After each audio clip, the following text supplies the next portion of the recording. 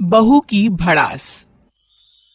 माना माना ससुराल में सास की बात का जवाब नहीं देना चाहिए, किसी से जबान नहीं लड़ानी चाहिए, और जो भी हो बहू को तो जबान खोलनी ही नहीं चाहिए। हाँ हाँ, अब ये दिन देखना बाकी रह गया था। अरे ये लड़की तो किसी काम की नहीं है। खीर बनाने बोला तो सेवई बनाकर ले आई है। इसकी माँ को फोन करके पूछ, कहीं बहरी लड़की तो पल्ले नहीं बांधी ना। समीक्षा को सास पर गुस्सा आ जाता है और वो सोच लेती है कि वो अब सास को जवाब देकर ही रहेगी, लेकिन जैसे ही मुंह खोलने वाली होती है कि फोन आ जाता है। और फोन का रिंगटोन क्या होता है? माँ का फोन आया, माँ का फोन आया। अब हाँ माँ, कैसी हो? नहीं नहीं माँ, किसी से कोई बात नहीं हुई, सब ठीक है। अच्छा माँ, रखती हूँ, नमस्ते। अरे कैसे बात कर रही थी झूठी कहीं की? किसी से कैसे कोई बात नहीं हुई? ला फोन दे, मैं बताती हूँ तेरी माँ को कि गूंग की बहरी लड़की झड़ती है हमारे माथे पर। बड़बड़ करके सास दिन के खर्राटों में लग जाती है, लेकिन समीक्षा वो वहीं खड़ी है ड्राइंग रूम में। बहू को गुस्से में लाल देखकर टीवी बोल पड़ता है। अरे क्या हो गया बिटिया, क्यों परेशान हो? बहू टीवी के मुंह से बिटिया सुनकर और जोर जोर से रोने लगती है। बिटिया कितना प्यारा लग रहा है ये नाम। अरसा हो गया बिटिया नहीं सुना किसी के मुंह से इस घर में। मैं तो तेरे मायके से आई हूँ, मेरे लिए तो तू बेटी ही है, लेकिन तू सास के इतने ताने क्यों सुनती है? करारा जवाब दिया करना। कैसे कैसे तो करारा जवाब? माँ ने क्या सिखाया है कि सास के सामने बोलना मत, तो बताओ कैसे बोलूं? 8 बजे आता है एकता कपूर का सीरियल, वो क्या नाम था, जली कटी बहू सास। उसमें वो देखो राधा कैसे सास को सुनाती है। हाँ, मैं भी बोल दूंगी अब कि भाई माँ को कुछ बोला ना तो जीभ खींच कर गले में लपेट दूंगी और टाई बना दूंगी, और तो और मैं तो उसके दांत तोड़कर हाथ में दे दूंगी। टीवी बहू की बात सुनकर हंसने लगता है कि तभी सास की आवाज आ जाती है। बहू, अरे बहू, कहाँ हो, मर गई क्या?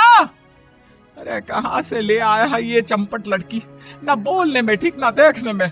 एक हम थे अपने जमाने में, अरे सास के दिमाग में क्या चल रहा था वो भी समझ जाते थे। अरे मेरी तरह बनने की कोशिश तो कर, कल मुही। हे भगवान, माँ जी उठ गई, अब मैं कैसे पता करूं कि ये कैसी थी? तभी मरे ससुर की फोटो बोल पड़ती है। एक नंबर की चुड़ैल थी, बाल खोल कर निकल जाए तो गली के 4 बुड्ढों को हार्ट अटैक आ जाता था। ये तो बोल रही है कि सास के मन की बात पढ़ लेती थी, वो ये कैसे करती थी? वो कैसे करती थी? अरे मेरी माँ मेरे स्वर्गवासी पिता के पास जाना चाहती थी, इस औरत के खड्डूस व्यवहार से वो जल्दी चल बसी थी। उसी की बात करती है कि वो जाना चाहती थी तो इसके कारण चली गई। अरे ससुर जी चुप हो जाइए, आप तो निकल लिए हैं, यहाँ बची तो मैं हूँ। अरे वो आ रही है। अरे क्या है ये, बहरी गूंगी तो पहले ही थी, अब क्या पागलिया भी हो गई है? किससे बात कर रही है? कौन है वहां दीवार पर? माँ, वो पिताजी बोल रहे थे कि आप। क्या? कौन कौन बोल रहा था? अरे मेरी सुन, अब ना तू बिल्कुल पागल हो चुकी है, समझी? जा यहाँ से किचन में चाय बना कर ला, पागल कहीं की। बहू फिर गुस्से से किचन में चली जाती है और वो रो रही होती है कि प्याली बोल पड़ती है। अरे ओए मैडम। बहू देखती है कि कौन बोल रहा है कि प्याली फिर बोल पड़ती है। अरे मैडम, मैं चाय की प्याली। अरे चाय की प्याली को भरना है तो चाय से भरो ना, क्यों ये आंसू गिरा गिरा कर हाल बुरा कर रही हो? बोल ले, तू भी बोल ले। अरे इस घर की प्याली तक ताना देती है। माँ, तूने मुझे जवाब देना क्यों नहीं सिखाया? अरे पगलिया, चाय बन गई क्या? सुनो, पहले ये आंसू खाली कर देना, फिर चाय डालना। पता चला चीनी की जगह नमक वाली चाय पिला दी सास को। बहू जल्दी से सास को प्याली धोकर चाय दे आती है। सास का अत्याचार बढ़ता ही जा रहा था। वहीं बहू भी अपनी माँ के सिखाए संस्कारों के सामने कुछ नहीं कहती, लेकिन अंदर ही अंदर घुटती रहती है। क्या बात है यार, कहा तो शादी हुई थी तो तुम डायमंड जैसी चमकती थी, अब तो बिल्कुल फीकी फीकी सी लगने लगी हो। अरे वो डायमंड नहीं, अमेरिकन डायमंड था, जिसकी झूठी चमक दिखाई थी तेरे झूठे सास ससुर ने। एक बार फिर माता पिता की बुराई सुनकर बहू अपने हाथ की मुट्ठी को जोर से भींचती है।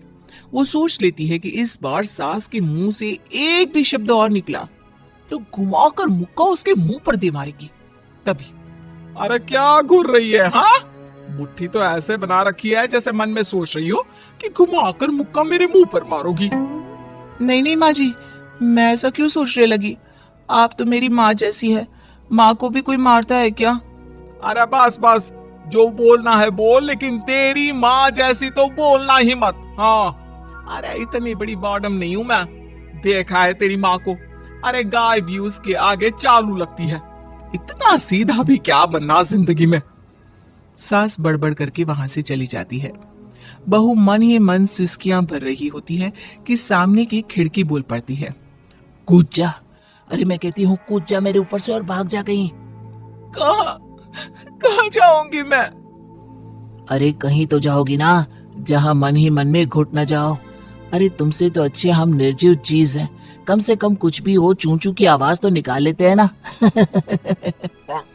बहू को भी लगता है कि हाँ, उससे तो अच्छे वो लोग हैं जो कम से कम बोल तो सकते हैं।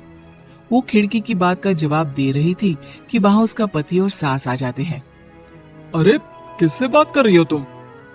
पूजी, मैं इस खिड़की को जवाब दे रही थी, बोल रही है कि मुझसे अच्छी है, कम से कम चूं चूं की आवाज तो करती है ना। तो कह दे इस खिड़की से कि मुझे भी तेल डालकर इसकी आवाज बंद करना आता है। वैसे देख लिया बेटा, मैं ना कहती थी कि बीवी तेरी पगलिया हो गई है, खाली अकेले खड़ी खड़ी बड़बड़ाती है और मेरे सामने जबान में ताला लग जाता है। अब माँ, मैं इसे डॉक्टर के पास ले जाता हूँ, या फिर तू भी चल। सभी डॉक्टर के पास पहुंचते हैं, जहां डॉक्टर उसे देखकर कहते हैं, इस तरह के कई पेशेंट आते हैं हम लोगों के यहाँ। दरअसल ये बीमारी उन लोगों को होती है जो अपनी बात सामने वाले को बोल नहीं पाते, वो सिर्फ मन में ही बात रख लेते हैं। वैसे बेटा तुम किससे डरी हो? बहू सास की तरफ देखती है। अच्छा तो ये बात है, बहन जी ताना देती होंगी आप इसे, क्यों? लेकिन बहू अपनी बात रखा करो। अरे सास बहू के रिश्ते की खूबसूरती है उनकी खटर पटर। क्यों पंखे महाराज, ठीक बोल रहा हूं ना मैं? डॉक्टर पंखे की तरफ देखकर वैसे ही बात करता है जैसे बहू टीवी और घर के दूसरे सामान की ओर देखकर। माँ, लगता है ये भी किसी से दबे हैं और उसके आगे अपनी भड़ास नहीं निकाल पाते होंगे। हाँ वो तो ठीक है बेटा, लेकिन कौन? तभी डॉक्टर की बीवी आ जाती है। हाँ जी चलो, उठो अब, चलो किचन में बर्तन धोने हैं। ये बोलकर डॉक्टर की बीवी चली जाती है, लेकिन डॉक्टर वो तो पंखे से ही बात करते रह जाते हैं।